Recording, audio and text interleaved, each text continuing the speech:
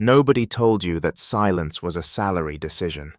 They told you to do good work, keep your head down, let your results speak for themselves. And you believed it because it sounded reasonable, it sounded fair, it sounded like something a person with integrity would do. But here is what was actually happening while you were being quiet. Someone else was getting paid more. Not because they worked harder, not because they were smarter, not because their output was better than yours, because they were louder about what their output was worth. And the organization responded to that signal the way organizations always do. It paid for what it could see and ignored what it couldn't. This is not about confidence. This is not about extroversion. This is about a system that was never designed to find your value on its own. It was designed to respond to the value it gets shown. And if you never showed it, it never found it. And if it never found it never paid for it. Here is how this actually works. The pattern is easiest to see from the outside and almost impossible to see from inside it. You are the person colleagues route hard problems to. You catch the edge case nobody else checks. Your manager trusts your output enough to stop reviewing it closely, which feels like respect and functions, organizationally, as something closer to invisibility.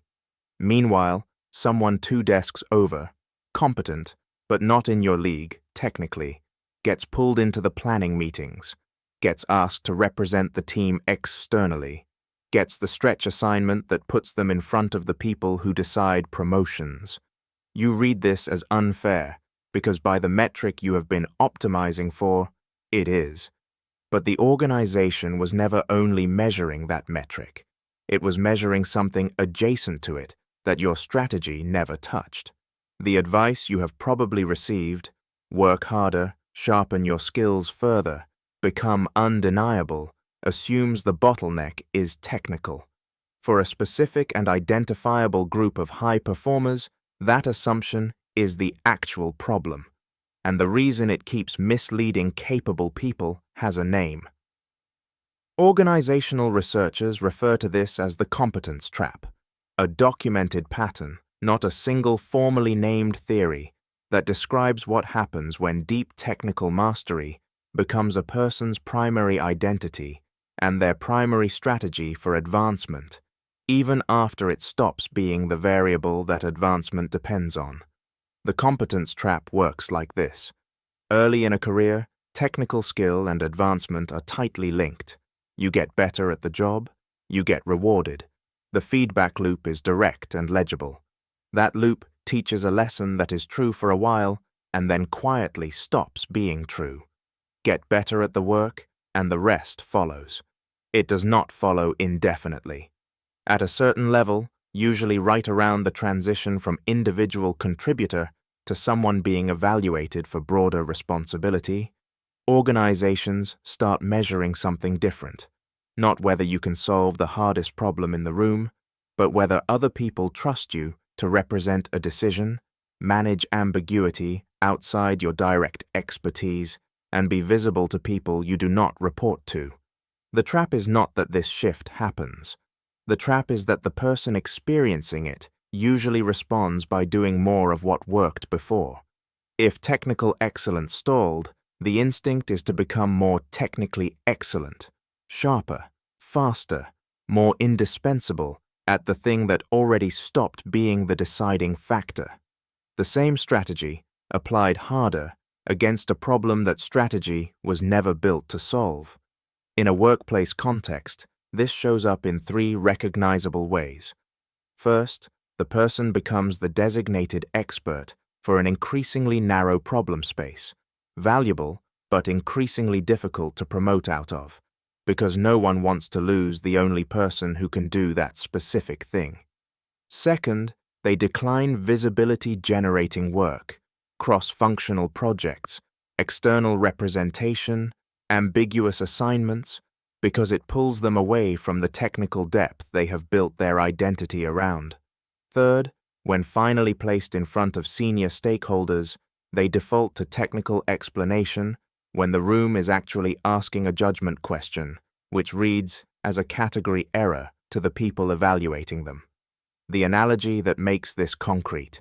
Imagine a craftsman who spends 15 years perfecting a single, narrow skill, and then discovers the market has moved on to valuing the ability to manage a team of less skilled craftsmen toward an acceptable outcome at scale. The craftsmanship was never wasted. It was simply never going to be the thing that got rewarded past a certain point, no matter how much further it was refined. Let me show you what this looks like when it plays out inside a real organization. Let me show you what this actually looks like. Sarah is a senior financial analyst at a 600-person insurance company, 8 years in the role. She builds the models the entire FP&A function relies on during budget season. When the CFO's office needs a number they can trust under pressure, it goes through Sarah first, regardless of who officially owns the request. 3 promotion cycles have passed without her advancing to manager. Each year, her director, David, gives her a strong technical review and the same closing note. Ready for management, needs more visibility at the leadership level. Sarah has heard this note 3 times. Each time, her response has been to build a more sophisticated model. This year's forecasting tool is the most accurate the department has produced. She assumed accuracy was the variable David was asking her to improve. It was not.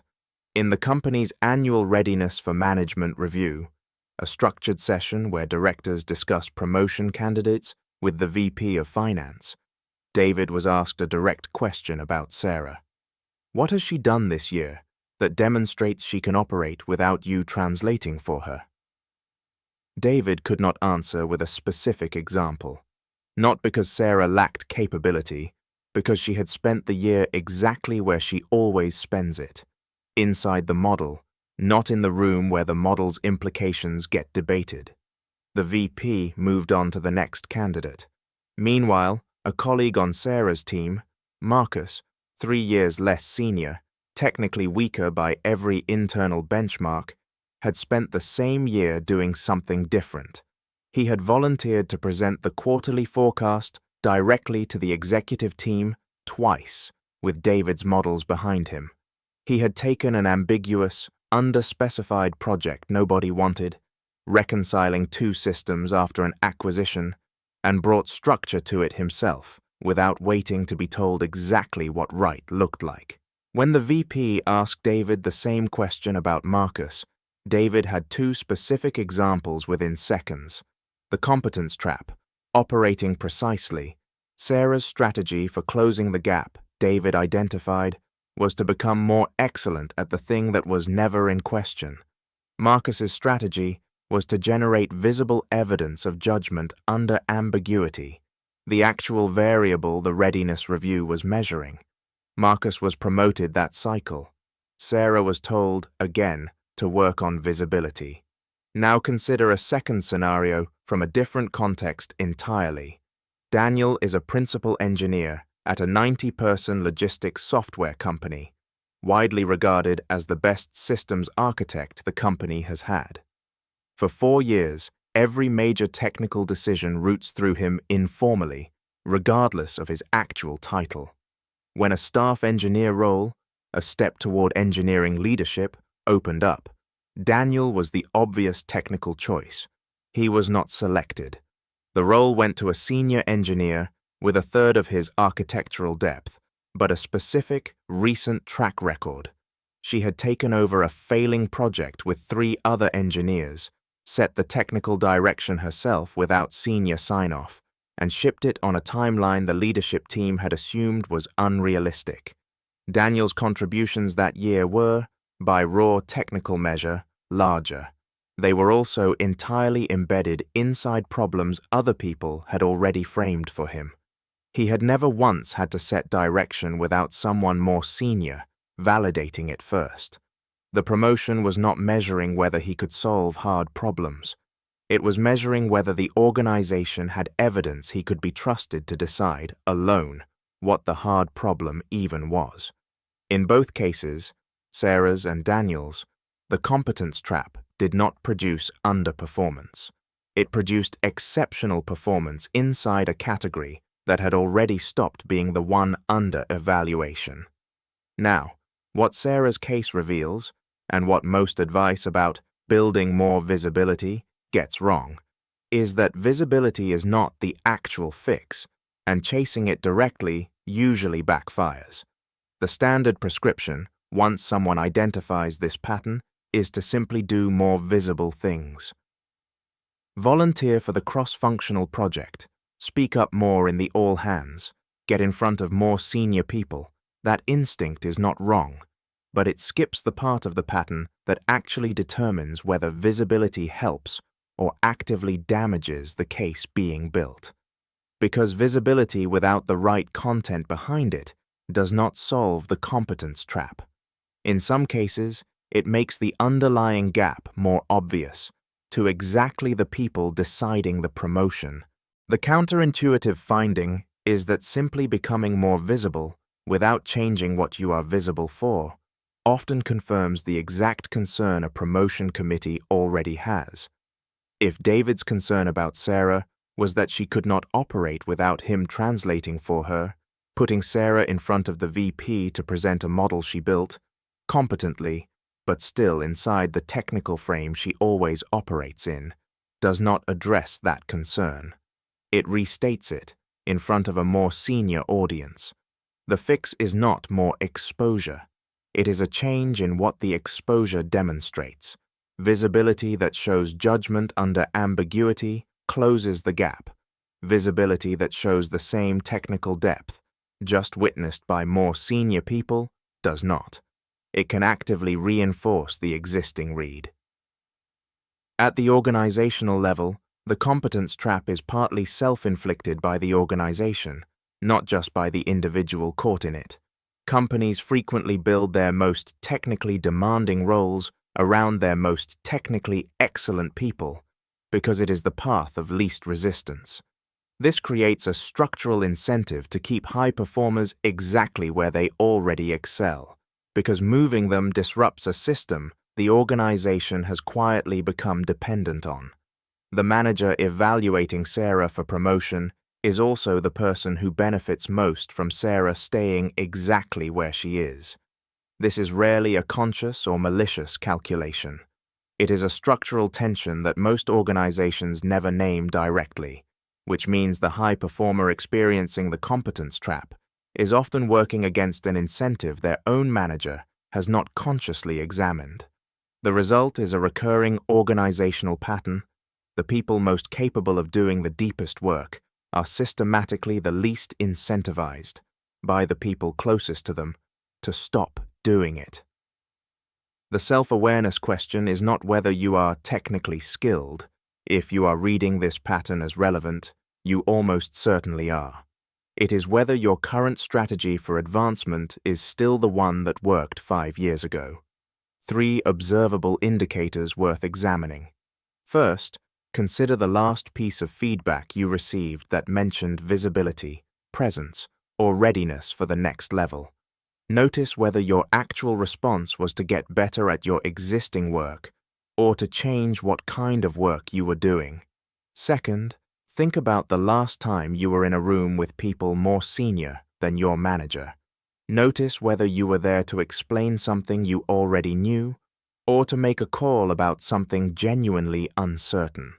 Third, consider whether the thing that makes you most valuable right now is also the thing making you hardest to promote, because no one wants to lose the only person who can do it. None of this means the depth was wasted. It means the depth may no longer be the variable in question. So here is what all of this actually means for how you operate at work this week, because understanding the trap is not the point. Changing one specific behavior is.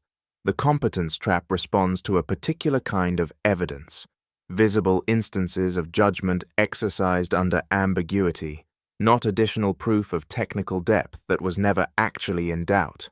3 changes are worth isolating, not because they cover everything, but because they are the ones you can act on before the end of this working week, inside the role you currently hold, without waiting for a new title to make them possible. Action 1. The next time an ambiguous, underspecified problem comes up on your team, the kind with no clear owner and no obvious right answer, volunteer to define the approach yourself before anyone asks you to. Not the technical execution, the framing. Write down, in 2 or 3 sentences, what you think the actual problem is, what you propose doing about it, and what trade-off you are knowingly accepting. Send it to your manager before the next meeting, where it would otherwise get discussed. This directly targets the variable the competence trap obscures. Technical depth answers questions other people have already framed. This action demonstrates that you can do the framing, which is the specific evidence a promotion conversation is missing when someone says needs more visibility at the leadership level. Action 2. In your next interaction with someone 2 or more levels above your manager, resist the instinct to explain something you already know well.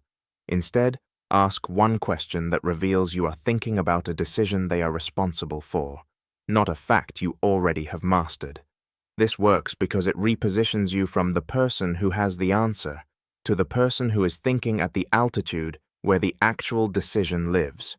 That repositioning is precisely what the competence trap prevents when left unaddressed. It keeps you demonstrating expertise in front of people who are no longer evaluating you on expertise. Action 3. Identify one piece of work currently routed to you because you are the only person who can do it, and spend 30 minutes this week documenting it well enough that someone else credibly could. This is not about giving away your value.